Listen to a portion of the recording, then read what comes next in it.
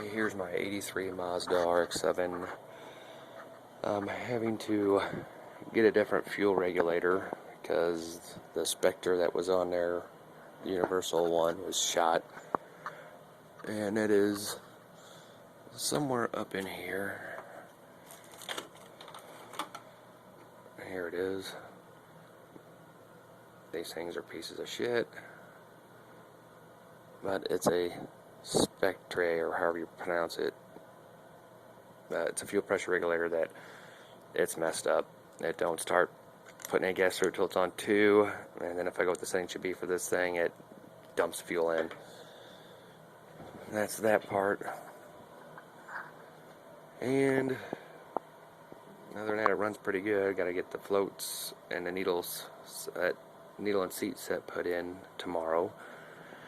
And here's the gas tank. And there's where the fuel center unit went. This is a gas tank out of an 85 RX-7. And so, just to let you know, the blue and yellow wire is the... Oh shoot, bring this in here. This up here. Now on here, this yellow wire with the blue stripe on your regular 83 RX-7s, that's just the low fuel light indicator. You just need the ground, which is a black, and a positive, which is the yellow. Instead of, because the 85 tanks only have connections for 2. And unfortunately that fuel center unit was bad, so what I had to do with this was put a ground right there on that screw there, and then on the inside, I mean you can't see on the inside, I already covered it up. I guess I should have took a video of that before I put it together, but this is the positive wire here. Drilled a hole through the bottom of this. Wire comes out through the top, right by the plugs. I mean, I was going to just hardwire it, but then I thought about I can just wrap the plugs around the terminals and then just plug it in, and then let the plugs hold the wires in place when I put them through the holes. But I already tested it.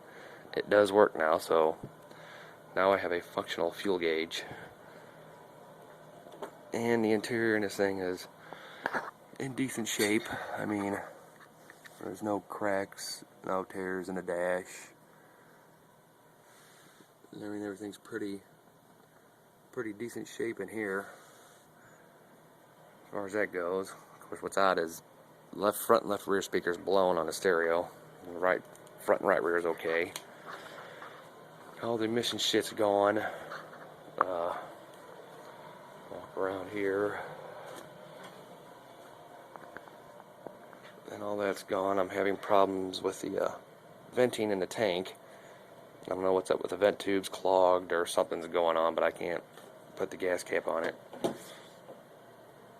or else it messes up. And the person I bought this from disconnected just totally took all the emission shit off, and even took off the air conditioner to gain some horsepower. And on hot summer days, I would rather have my air conditioner, and if I was wanting to gain horsepower, I would do away with the fan, the fan shroud and all that, and then just hook up an electric fan. So, you know, I would have done it differently to gain some horsepower, but the person I bought it from decided to leave the fan and that on there and not go with an electric fan and just yank everything else off. But it's a two-tone, it needs a windshield. The person that was swapping tanks somehow ignited it. Didn't really tell me. Didn't want to tell the story, but an ignited gas tank caught the garage on fire, and that's from the firemen pulling shit down in the rafters and busted the windshield. But I found a replacement one for 122 bucks, so I figured that's not too bad. But other than that, I mean, it's all in, you know, all in good shape on the inside. I mean, it's the hood, front bumper, lights, front fenders and doors are off in the 85, the parts car he had, where he got the tank from. The rear end, he took off the 85 and stuck it on here. I mean, one thing that surprised me for this being an 83, the power antenna still works when the radio's on, which I've seen a lot of those not last too long, especially for being as old as this car is. But I mean, that's just kind of the walk around and what's going on and where I'm at doing some things. But hopefully tomorrow I'll have the carburetor, a different fuel regulator on there. I ordered a fuel pump, so I was gonna go back to stock because this is a high volume pump. It's a 20 psi, and this is only carburetor only calls for 3.5 to 4 psi, and the regulator just would not regulate correctly. It was just defective, so I'm getting a different one. And hopefully that'll take care of that. Been having problems with the rear float sticking, so got a rear float, and I don't know what the deal is with that. I've seen where other people have had problems with this, so I don't know if it's just a 83 RX-7 thing, but I noticed that when I get the float set, everything will be fine, and then once it warm up and cool down, and then that's it. After it cooled down, the floats would stick. Hell, one time wouldn't even shoot no fuel in there. Came out the next morning, turned the key on, and it was just dumping fuel in the carburetor. I mean, the first problem was because the return hose was, well, the gas tank wasn't vented properly, so it was just back flushing back into the carburetor, so I got that taken care of. But, well, I got taken care of as far as just leaving the gas cap off, but I needed to find the vent tube and see what's going on, where it's clogged at, where it's not allowing it to vent properly.